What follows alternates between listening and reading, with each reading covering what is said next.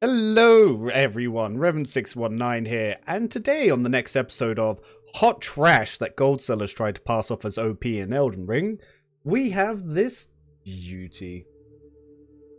So this video is titled, The 4 Most Overpowered Builds in Elden Ring, Full Build Guides. And this is by Dare to Game, and this is sitting at 408,000 views. And yeah, the top comment is someone correcting why all these builds are trash. So we'll see if I have the same opinions on him. But this video that is once again, as they try to do, trying to sell you gold with real money. Absolute trash. Like people who will do this, no shame.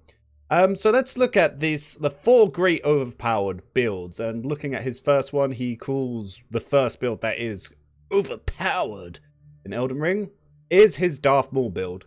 So let's have a look at some of what he's trying to sell us off here. So he is using quality twin blades with no strength investment, all dexterity at 60. Great infusion choice there. He's playing at level 150 with 44 vigor. Now, by 120, you minimum 150 vigor. You probably want to be going up 60. By 150, definitely 60 vigor. I have no idea what you're doing or what you're trying to sell there. He's gone all the way up to 50 endurance when using 23 poise. This person, I don't think he's ever played this game. I honestly, I think he's just gone in with cheat engine, put together some nonsense, and obviously he's trying to scam people into making money by clicking his rubbish.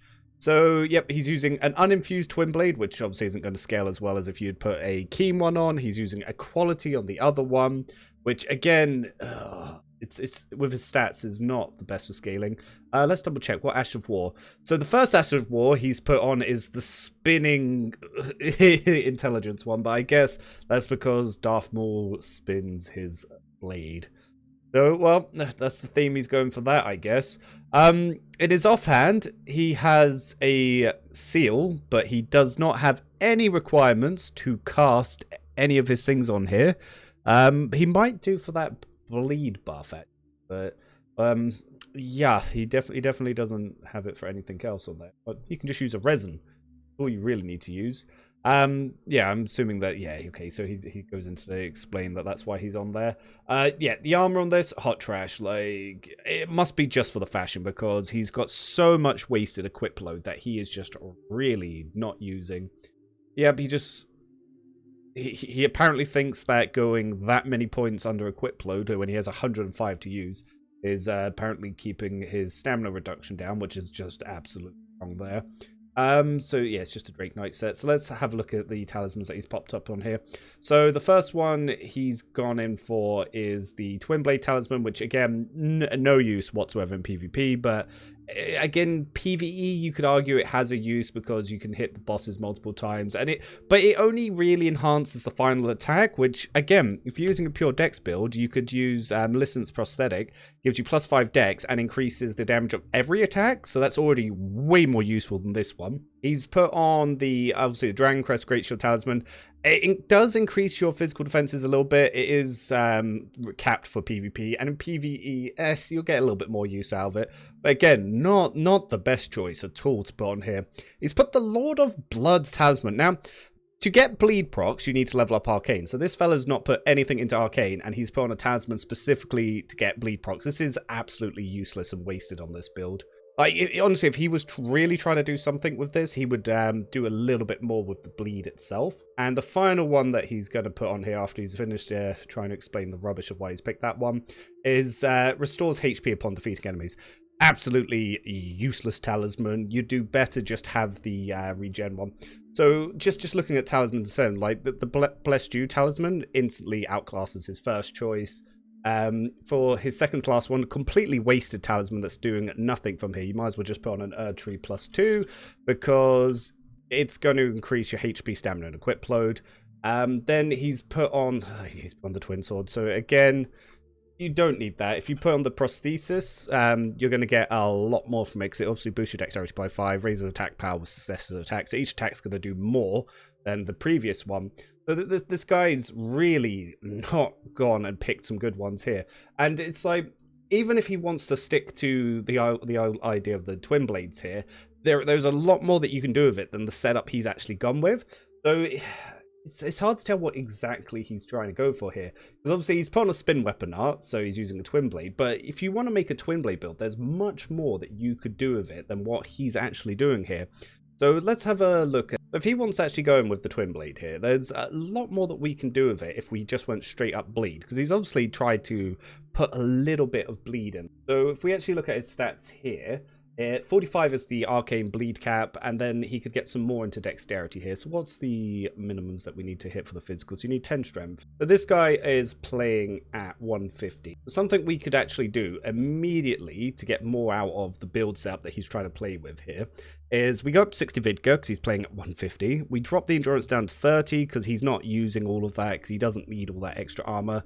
He doesn't need strength in here at all. He could go 56 dex and 45 arcane, and then he could blood infuse it. So with the blood infusion, we get a C scaling on dex, we get D on arcane, and then that way, from his talismans, he could keep the Lord of Blood one.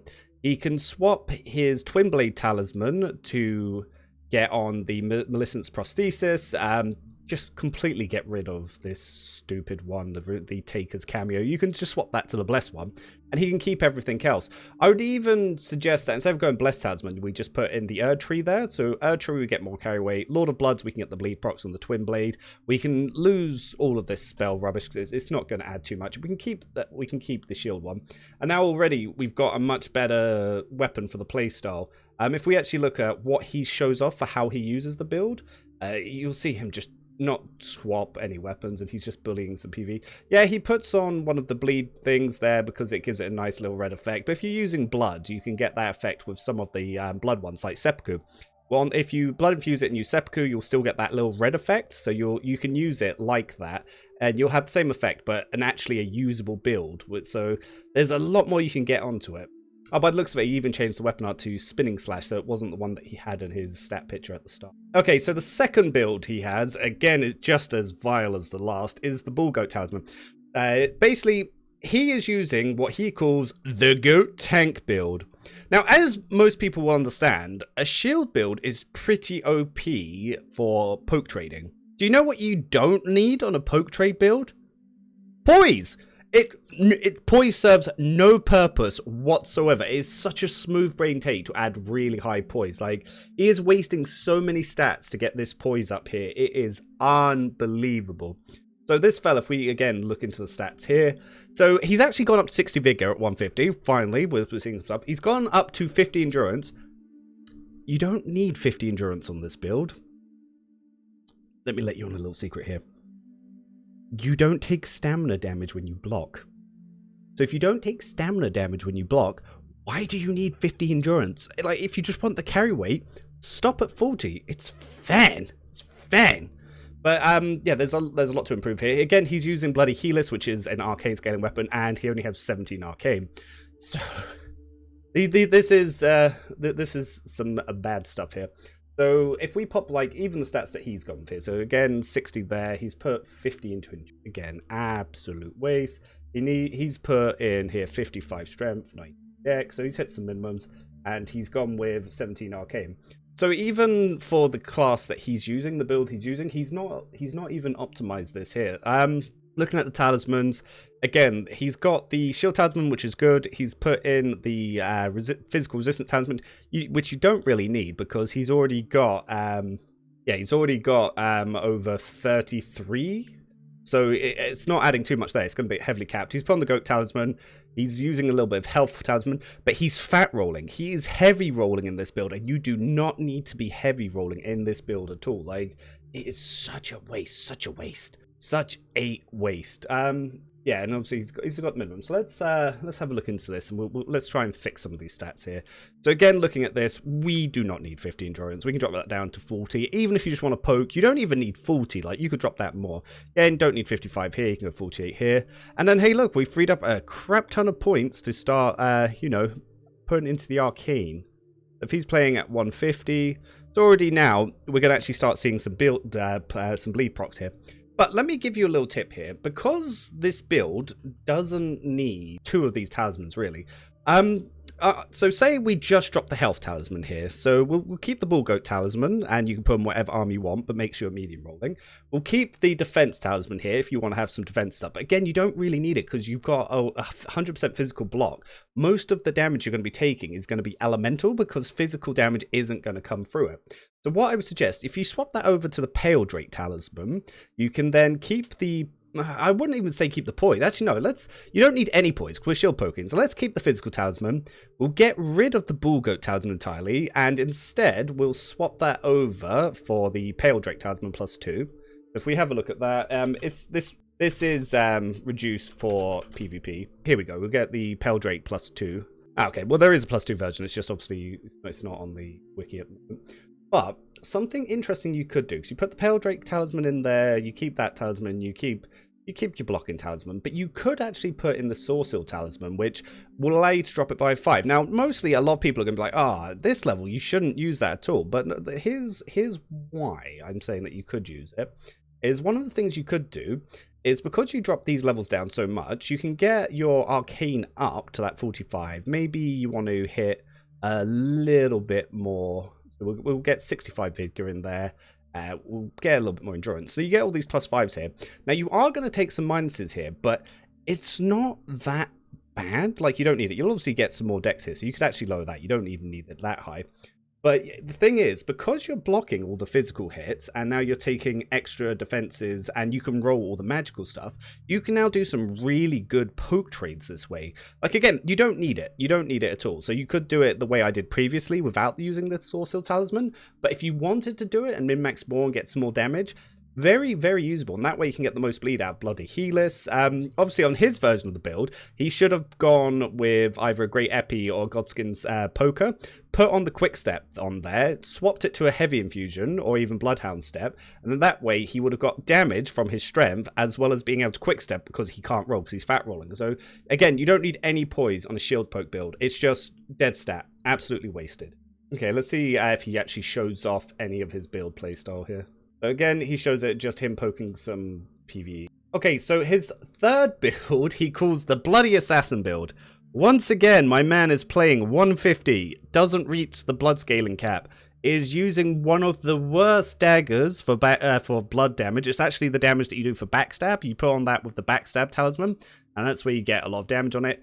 Again, for some reason, he has 50 endurance, which is way more than he needs because he has a whole 29 poise, boys and girls. That's a big spender here, lots of poise. Especially for a dagger, you know, a weapon with very low poise damage that you won't be able to trade. And he's only using 50 vigor, which, again, oh my god, why you just use 50 vigor? But he has gone a light load this time, so you can get some better rolls out of this. So, oh my goodness, where do we even begin? Now, if we want, let's actually bring up the dagger. If we actually look at our dagger classes, here, there is a lot better options that you can use. Like, one of the really good ones that is fairly popular but can be more difficult to use is the Black Knife. Now, the Black Knife is a very interesting one, and it does scale with Faith, but he wants to go for something with bleed on it. So we'll look to see what we can get that's got some bleed. But Black Knifes, using 2 of those is pretty fun. So one of the ones he does use the Reduva on his build, but he only uses 1. Now, why don't we just use 2 of these? Let me just double check, see if there's any daggers that have innate bleed scaling before. Ooh, Wakazachi's. Okay, so here's something that could actually greatly enhance his build. So he's using the Reduvas, so we could talk about that because that's something he's gone with. But here's a little trick for bleed builds. Something you could do is you could take the Wakazashi, you occult scale it and level it up all the way, and it will actually do more damage with arcane scaling than a bleed one, and it will still have really high bleed. So if we look at the stats that our friend is running here, again, not optimized at all. So he wants 50 vigor, 50 end, oh my goodness. He's thrown in 14 strength into here, 55 dex. Not done any homework, he's just thrown these together. So this is the build that he's gone for here. So let's actually look at the stats for the Wakazashi. So Wakazashi, we actually only need 9, 13. That's all we need here. We can pop this up to 60, 45. Now we've hit the bleed scaling cap. We can then go all the way up to 60. We're still not over leveled. Let's get rid of all of this endurance because you don't need it. Drop that down to 30. We can then go all the way up to 80 here. And then we can even get into mind. But mind 20 is the cap for what you want to do physical. So now on a bandit, we can have 60 Vidgar, 20 mind, 30 endurance. We can use 9 and 13 dexterity for the minimum, and then go 80. So we can use the Wakazashis here. Then what you want to do is we're going to get 2 Ashes of War. So we'll get Seppuku for the left one. So we can quickly buff ourselves with Seppuku. So what Seppuku does is, when because Occult now scales with Arcane, and the bleed cap is 45, and you'll do maximum bleed with it. You put on the left one Seppuku, so now you'll have really high bleed here. And then on the right one, for when you're dual wielding, you put on a Bloodhound Step. So now on the right one, you can be really hard for your opponent to catch and chase down. So you can be dodging, and you can have way better poise. Like, he's using... Yeah, he's using 29 poise here. You can have way higher poise with a dual Dagger build using that's like, oh my god, it blows my mind how bad some of these builds are. It's like, oh. Seriously, I don't understand these NFT gamers who come in here trying to trick people into using real money for in-game items which you can freely copy. It's literally, because do you know the whole thing, the whole right-click save meme? That's what that is with here. I can drop items and a friend can copy it. So, yeah, its talismans are hot trash. So we can have these in here, and then talismans we can switch over. You can have Lord of Blood if you want it. You don't need Lord of Blood, but you could get that if you wanted a little bit more increased attack damage. You can swap to the White Mask, because the White Mask will also increase your damage when you get bleed procs. And normally, I don't think you need it, but for a dagger build, it's not bad, because obviously you'd be able to pick up some extra damages there. So you could pop that on there, and then you could put on talismans to lower your consumption. You can put in the bull goats if you want more poise. You can get the Erdtree +2 if you, again, want to have more carry load, more stamina. And, yeah, you can even get Maleficent's Prosthesis if you want to increase your dex and also increase your damage per hit, because of the rapid fire hits will do quite a bit here. And other things to consider here is, especially on something, if you're going to be using Bloodhound Step a lot, you might want to consider using a talisman that's going to lower your FP consumption. So one of the good ones for that is the Carrion Filigreed crest. So you could pop that on there, and so we can really spam that Bloodhound Step, because everything he's picked in here is it's just hot trash. It doesn't work on PvE, it doesn't work on players. The only time you would use the Concealing Veil is if you were using a sniper build with Frenzied Burst. So it's just wasted. Like, it's a whole gimmick. It is not overpowered. Yeah, this is a snake oil merchant. Okay, so the last one, what if I could tell you that he's going to try and sell you something even worse than what he's done before? So this one, he is making a mage build. Again, level 150 with 45 vigor. I can understand an argument for maybe 50 vigor on a mage build, because you need to save some stats up everywhere. It's gone down to 20 endurance, because he's decided that he doesn't need to waste all those stats in endurance, which is, again, it's fine. But he is using Stars of Ruin. If you use my infinite FP version of Stars of Ruin, you do want a little bit more endurance. But he's trying to say that you want to use the Carrion Regal Scepter. So let's see if he's right here. So he's using 60 intelligence. So we'll go in and we'll look here. So at 60 intelligence, Carrion's Regal Scepter has a spell buff of 287. Lusat's Glintstone Staff has a spell buff 314. So even the Academy Glintstone Staff outdamages it here. What's he put in the offhand here? So he's got Carrion's Regal Scepter and Meteorite Staff. So Meteorite Staff is just to boost the gravity sorceries in the secondary. And this fellow, he is using one gravity sorcery, but it's not a good one. And again, he's actually done a smart thing here. 2 of his talisman choices. One is increases his damage. Other one increases his casting speed. Very good choices. The other one is increases the effects of magics, but it's not useful. He doesn't actually outlast his FP consumption on what would be a good build. But this man has put in 60 endurance mind. You do not need that much mind. I would argue you don't even need to go over 30. So again, let's have a look at his optimization here. So let's see what he's done. We've got 45 vigor, 60 mind, goodness. 20 endurance, he's gone in 14 strength, 14 dex. Why, I don't know. Maybe that's just the starting class that he's on. Even if he started off as like a prisoner, I have no idea why he's gone for all that strength there. Does he even go up to use, say... Nope. Doesn't even use Moonveil. So we'll keep this as a pure caster, but his spell choice, again, is hot trash. So, actually, yes, let's have a look at his spells here. So he has put in some really weird spell choices. Let's see if he actually goes over them individually. Okay, so he's actually used he's used the right flasks here. So he's got the temporary boost, the magic damage, and the one that eliminates all FP consumption. So this is from the infinite magic build. So this is something I've used before. So those are good choices. Those are good choices, but rest of it, not so much. Yeah, he doesn't go over his usages for the spells, but I can see what they are in there. So yeah, let's have a look at that. Okay, so on his build, he doesn't have Carrion Slicer, he doesn't have Glintstone Pebble, he's got Stars of Ruin, and everything else he has is hot trash. So let's look at his spell choice first, and then let's fix his stats afterwards. So one of the ones that you definitely want is Carrion Slicer. This is going to be one of your best ones, especially if you're on a pure one. This gives you a quick attack that you can use very instantly, and if you have the sword Catalyst in your offhand, you can actually get the damage buff for using it, so you definitely want to use that. He's not using Carrion Piercer, which is a good one to help roll catch people trying to avoid slicers, so I recommend these two. I don't think Carrion Greatsword's a good one, so I'd skip that. A Dueler's Moonblade, you definitely want that. Very, very good. You can use Carrion Phalanx, but I don't think you really need it. You don't really need Comet. You don't need Comet Absorb, which he both used. Don't need Carrion Burst. Crystal Release can be used, but I don't think it's the best. Eternal Darkness is actually good when fighting other casters, but you don't really need it yourself. Same Crystal Torrent, not the best one. Bounding Star, Rain of Stars can be useful if you want to set up between you and your opponent whilst you're trying to get an FP flask in, but it's not exactly the best. Glintblade Phalanx, not a bad one, you can use it. Glintstone Comet Shard, not exactly the best. Same with Glintstone Art, not exactly the best. Glintstone Pebble, very good, quick, easy use spell. Glintstone Stars, also very good, especially for when you're using infinite FP. Great Glintstone Shard, not good. Gravity Well, not good. He was using Loretta's Great Bow, not that good. Nor is Loretta's Mastery, not also that good. Magic Glintblade, not the best. Magic Downpour, not the best. Yeah, he was using Meteorite of Astel, again, not very good for PvE or PvP. Rock Blaster can be pretty good, but it depends on how you use it and if you free aim, but it's not exactly the best. Same with like Earth Shatter.